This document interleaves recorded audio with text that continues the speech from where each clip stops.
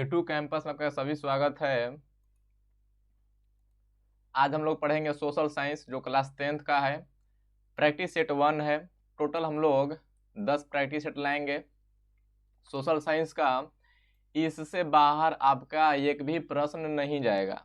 जो भी प्रश्न होगा इसी में से होगा, इसका 100% गारंटी है।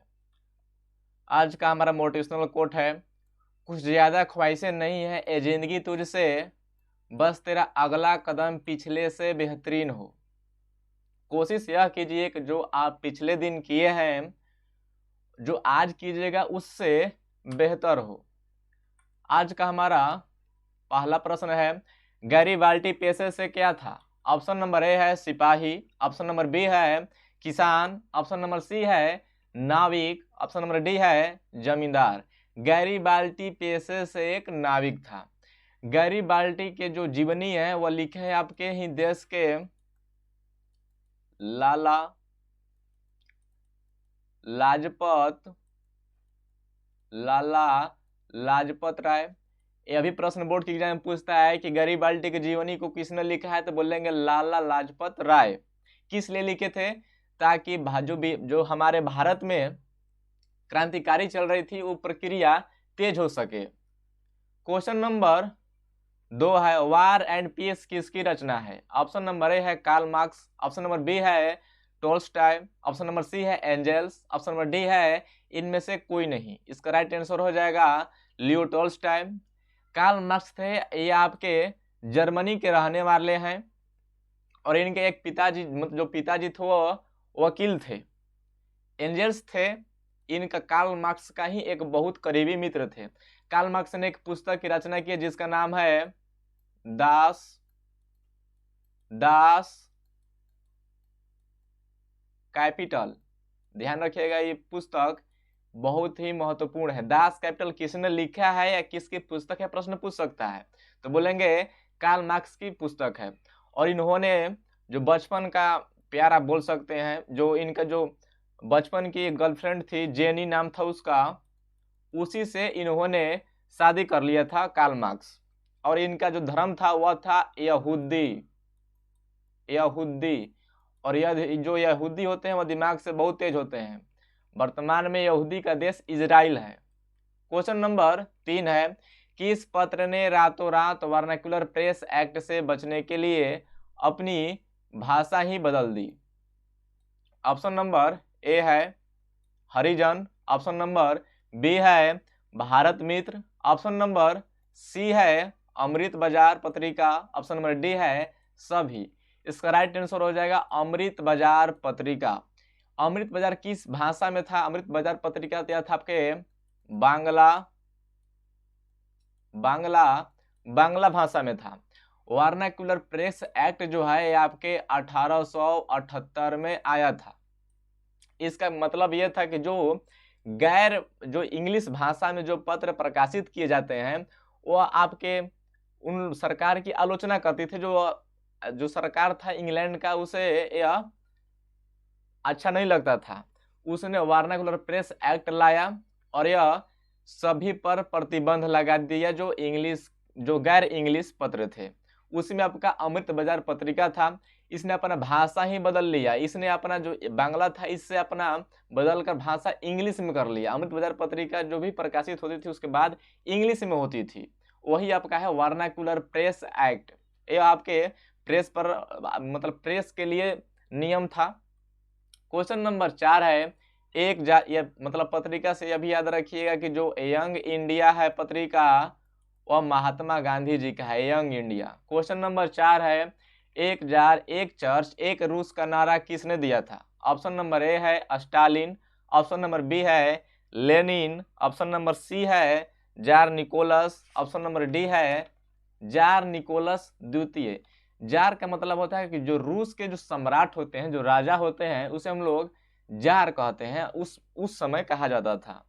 इसका राइट आंसर हो जाएगा जार निकोलस द्वितीय का यह नारा था कि एक चर्च एक जार और एक रूस। इसमें क्या था कि जो अयोग्य था, जो काबिल नहीं था, उसको भी जार निकोलस द्वितीय उस पद पर दे देते थे। इसी के विरोध में बोल्शेविक क्रांति हुई थी नवंबर 1917 में। उसका कारण कई था, उसमें से एक यह भी था 1917 में नवंबर में हुआ था आपका बोल्शेविक क्रांति। और बिहार बोर्ड का जो बहुत महत्वपूर्ण क्वेश्चन है कि बोल्शेविक क्रांति कब हुआ था, तो बोलेंगे नवंबर 1917 में।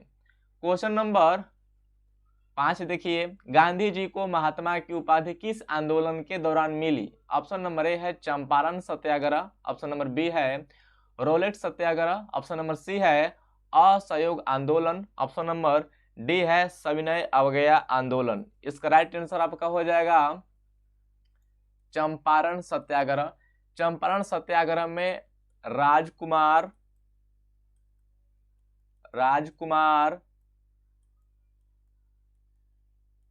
शुक्ल के बुलाने पर महात्मा गांधी जी चंपारण गए थे। चंपारण बिहार में ही है।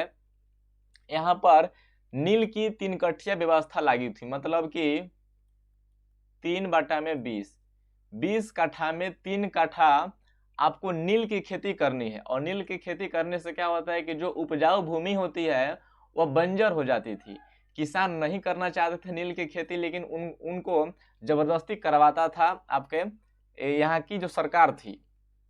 उसी के विरोध में राजकुमार शुक्ल ने गांधी जी को निमंत्रण दिया था चंपारण आने के लिए, और उसी को चंपारण आंदोलन या उसी को चंपारण सत्याग्रह कहते हैं।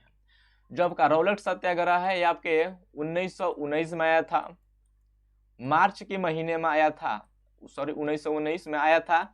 रोलेट एक्ट मार्च के महीने में। इसमें क्या था रोलेट एक्ट में, किसी को बिना वारंट के जिसको चाहे जेल में आप डाल सकते हैं, इसी को रोलेट एक्ट कहते हैं। इसके विरोध में आपके 6 अप्रैल 1919 को विश्वव्यापी हड़ताल हुआ आपके देश में।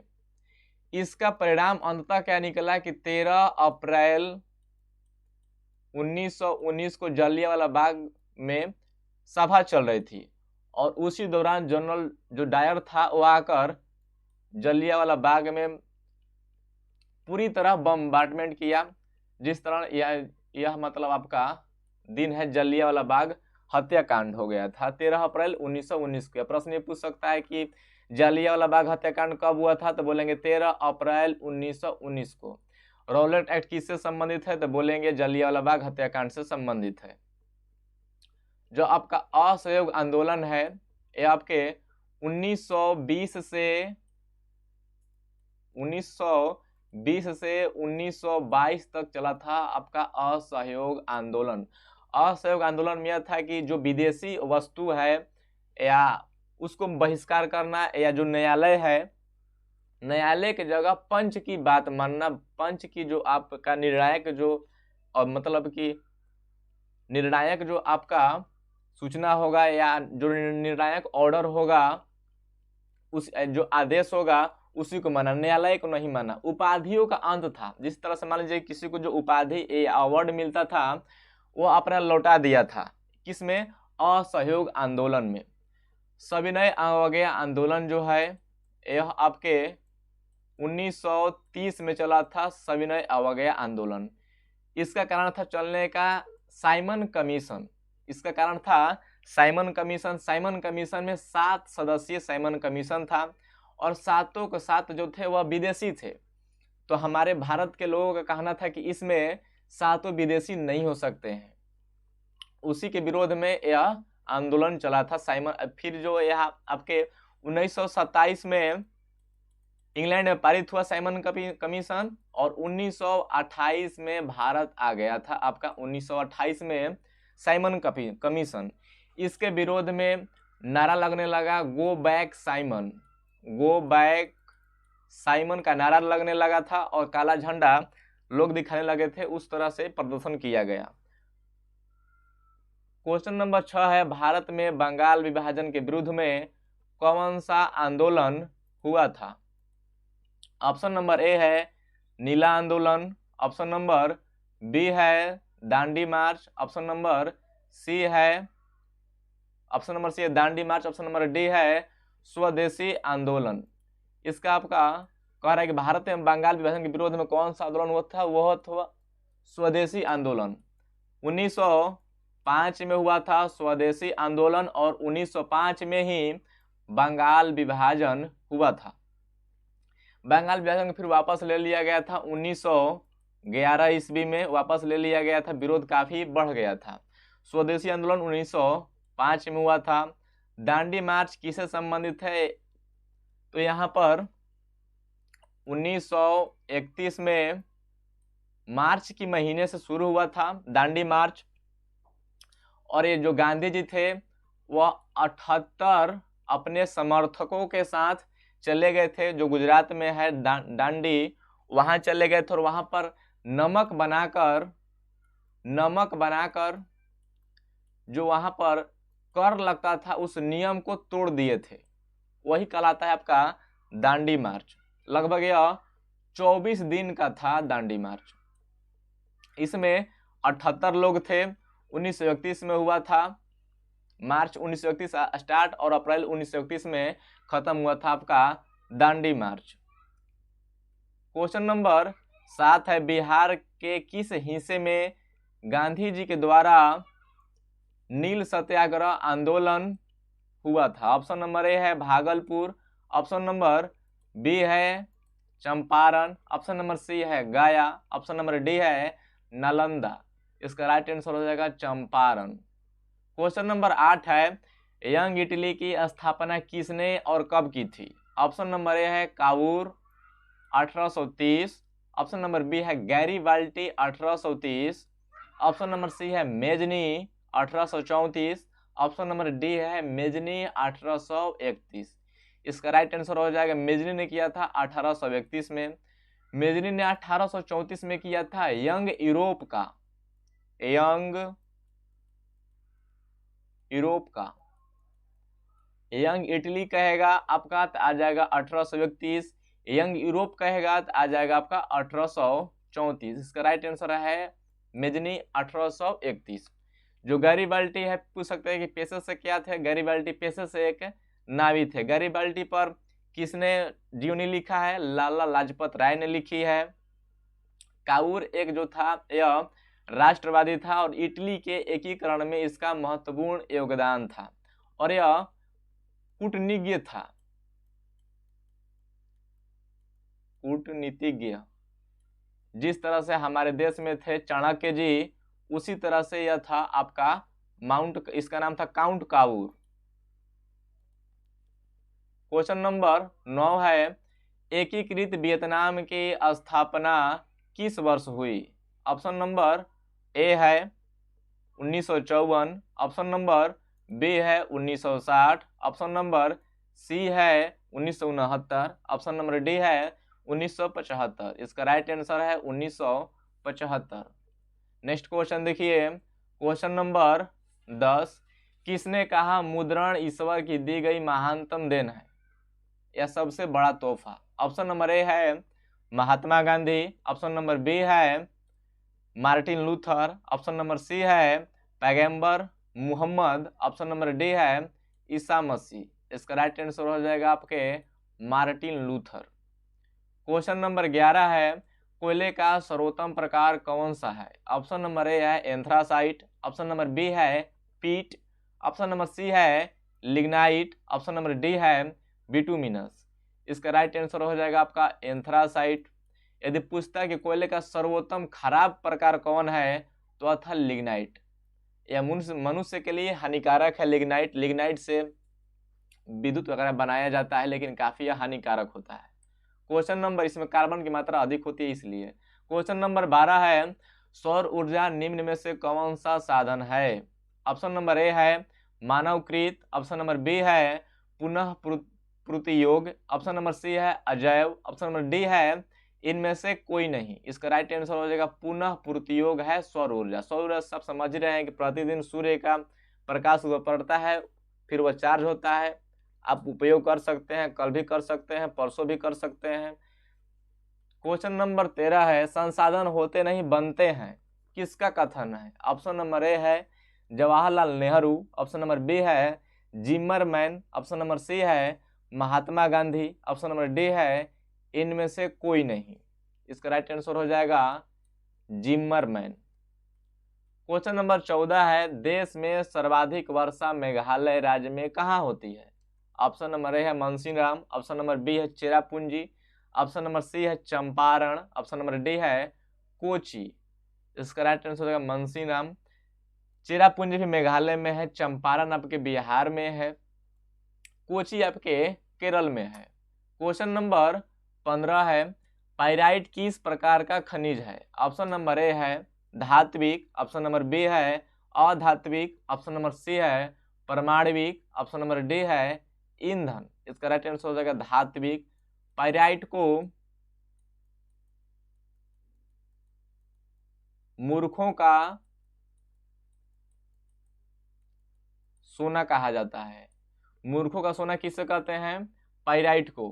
क्वेश्चन नंबर 16 है, यूरेनियम का प्रमुख उत्पादक स्थल झारखंड में कहाँ है? ऑप्शन नंबर ए है डिगबोई, ऑप्शन नंबर बी है झरिया, ऑप्शन नंबर सी है जादूगोड़ा, ऑप्शन नंबर डी है घाटशिला। इसका राइट आंसर होगा जादूगोड़ा। जादूगोड़ा में यूरेनियम का भंडार है। डिगबोई आपके असम में है, डिगबोई असम में है और इसमें तेल का पहला कुआं खोदा गया था डिगबोई में। क्वेश्चन नंबर 17 है, इनमें से कौन प्राथमिक ऊर्जा नहीं है? ऑप्शन नंबर ए है प्राकृतिक गैस, ऑप्शन नंबर बी है विद्युत, ऑप्शन नंबर सी है पेट्रोलियम, ऑप्शन नंबर डी है कोयला। इसका राइट आंसर हो जाएगा विद्युत। प्राकृतिक गैस, पेट्रोलियम, कोयला प्राकृतिक ऊर्जा है। क्वेश्चन नंबर 18 है, संजय गांधी जैविक उद्यान बिहार के किस नगर में है? ऑप्शन नंबर ए है राजगीर, ऑप्शन नंबर बी है बोधगया, ऑप्शन नंबर सी है Bihar Sharif, option number D है पटना। और इसका राइट आंसर हो जाएगा option number D Patna. Question number 19 है, बिहार में नहरों द्वारा सर्वाधिक सिंचाई किस जिले में होती है? ऑप्शन नंबर ए है सीतामढ़ी, ऑप्शन नंबर बी है पटना, ऑप्शन नंबर सी है रोहतास, ऑप्शन नंबर डी है नवादा। इसका राइट आंसर हो जाएगा आपका option number C Rohtas. Rohtas में नहरों के द्वारा सर्वाधिक अधिक सिंचाई होती है। क्वेश्चन नंबर 20 है, नागपुर सड़क योजना के अंतर्गत सड़कों को कितने भागों में बांटा गया है? ऑप्शन नंबर ए है 4, ऑप्शन नंबर बी है 5, ऑप्शन नंबर सी है 6, ऑप्शन नंबर डी है 2। इसका राइट आंसर होगा ऑप्शन नंबर ए 4। नागपुर आपके महाराष्ट्र में है। क्वेश्चन नंबर 21 है, लोकतंत्र जनता के द्वारा तथा जनता के लिए शासन है, यह कथन किसका है? ऑप्शन नंबर ए है अरस्तु, ऑप्शन नंबर बी है Abraham Lincoln, option number C है रूसो, ऑप्शन नंबर डी है महात्मा गांधी। इसका राइट आंसर हो जाएगा Abraham Lincoln. Abraham Lincoln USA यानी कि अमेरिका के रहने वाले हैं। क्वेश्चन नंबर 22 है, भारत में पहली बार केंद्र में गैर कांग्रेसी सरकार कब बनी थी? ऑप्शन नंबर ए है 1977, ऑप्शन नंबर बी है 1919, ऑप्शन नंबर सी है 1905, ऑप्शन नंबर डी है 1922। इसका राइट आंसर हो जाएगा ऑप्शन नंबर ए 1977। और कौन बने थे? मोरारजी